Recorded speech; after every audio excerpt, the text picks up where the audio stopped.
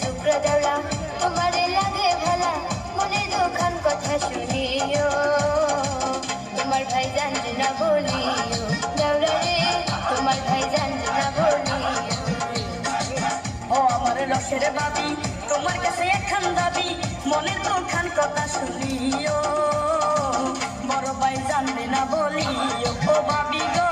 বড় ভাই জানবে